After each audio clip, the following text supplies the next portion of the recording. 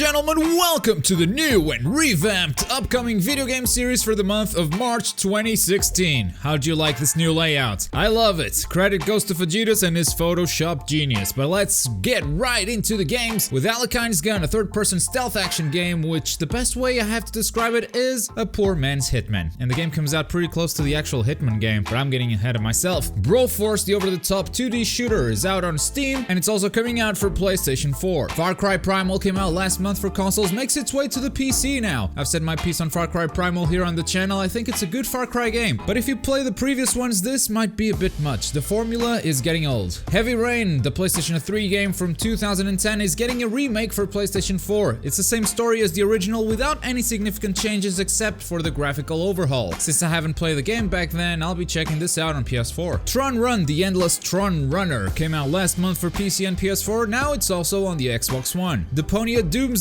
is a point-and-click adventure game. This is the fourth in the Deponia series. Might be a bit tough to jump right in, but for fans of the series, this seems like a very nice surprise. Trulon, the Shadow Engine, is a story-driven RPG with a steampunk setting, where you battle enemies using a unique card combat system. The original concept and art style caught my attention. Now, let's see if it catches yours. Black Desert Online is an MMORPG that's been out in Korea since 2014. It takes place in a fantasy setting and features an active combat system with dodging, blocking, skills, and combos. Seems like a decent sandbox MMO with enough mechanics to keep you entertained, but at the same time, I don't see any big innovations in the genre. Might be worth checking out. Into the Stars is a space sim game where your goal is to reach Titus Nova with a capital ship and a limited amount of supplies. To do this, you'll need to visit alien planets to gather resources and negotiate with alien species while being chased by an alien threat. It's got an FTL vibe to it. The Legend of Zelda Twilight Princess gets an HD remake for the Wii U. It's got enhanced graphics and amiibo support. This version also has an exclusive dungeon, and the save data can be carried over to the upcoming new Zelda game from Nintendo. Tom Clancy's The Division is Ubisoft's upcoming third-person shooter with a heavy RPG and loot components. Players can join parties of 4 and tackle different missions together, leveling up and grabbing better gear, or venture into the PvP area called the Dark Zone for even better rewards. The Guest is a first-person exploration game, and we don't know much about it. It's very gloomy and enigmatic, and your character is locked in this hotel and you have no idea why. The point of the game is to discover what the hell is going on. Moon Hunters can be played with up to 4 players and is, at its core, an RPG. The journey you play through is procedurally generated and the story is not linear, reacting to how you interact with the game. It's easy to learn and very accessible as a party game to pick up with friends and play a short session at a time. Panzer Metals, Tank Dating Simulator. As if dating sims weren't weird enough already. I mean, congrats. I had no idea someone was capable of this. WWE 2K16 came out last year for consoles, but this year PC gamers can also enjoy the wrestling silliness. Hitman comes out in bits and pieces, with the first release, the intro pack, coming out in March 11th. This gives you access to all the content they're releasing in March, 6 campaigns across 3 locations with weekly events,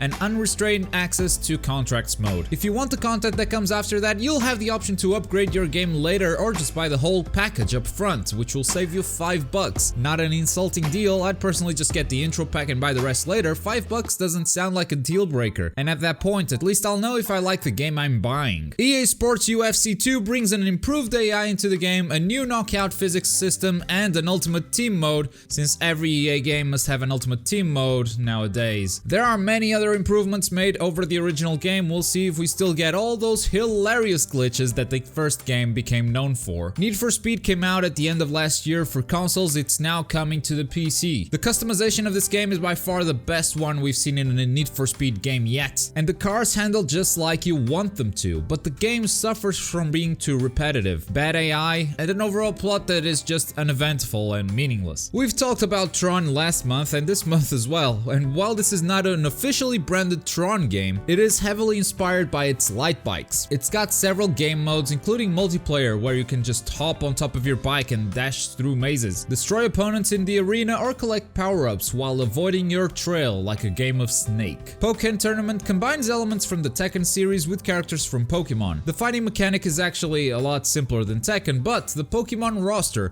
might be enough to make things interesting for a lot of people. Special moves, mega evolutions, and all those things Pokemon fans love have been implemented into the fighting system. Mario and Sonic at the Rio 2016 Olympics Olympics is pretty much what it sounds like, a series of mini-games on the Olympics using characters from both these franchises. TrackMania Turbo is very similar to the previous TrackMania games. You can race on a ton of different tracks at a very high pace, setting high scores. Players can create their own tracks and all that, but this TrackMania is also innovating by giving us a campaign and a mode called Double Driver, which is a cooperative multiplayer mode in which two players are controlling the same car.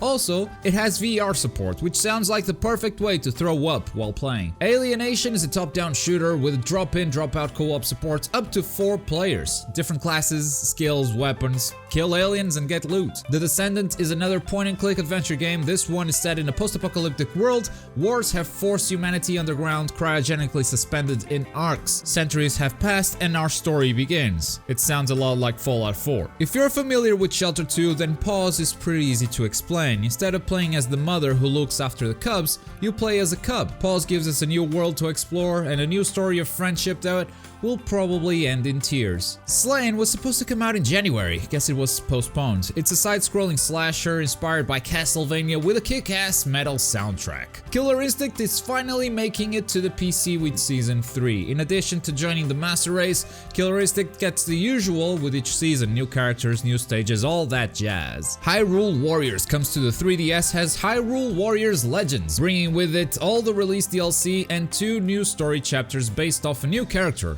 Linkle. March 28th, we get a new platform. Virtual reality is here. The Oculus is finally released to the public, and with it come 4 launch titles. Adrift, a first-person game in space, survive the lack of oxygen and the adversities of outer space. Cronus, an RPG from the developer of Darksiders. You play as a hero that must travel through a labyrinth to free your people from an evil dragon, but the labyrinth only opens once a year, and if you fail, you gotta try again next year. As you get older, you grow into a more seasoned warrior and get to try again. Edge of Nowhere, a third-person action-adventure from the developer of Sunset Overdrive. You're part of a rescue mission, finding a lost expedition in the Antarctic mountains. But the mission takes a dark turn and things don't really go as expected. And Eve Valkyrie, dogfights in space. Yeah, a short description, but it's pretty epic, believe me. That's the launch roster for the Oculus. I kinda wanna play all of these, to be honest. And the last game we have for the month is the yearly baseball series from Sony, MLB The Show 16. I don't know what's new, don't really care, to be honest. It's baseball. Guys, I just cannot get enough of this new layout. I absolutely love it. Do you guys feel the same? Let me know in the comments below, and as usual, don't forget to type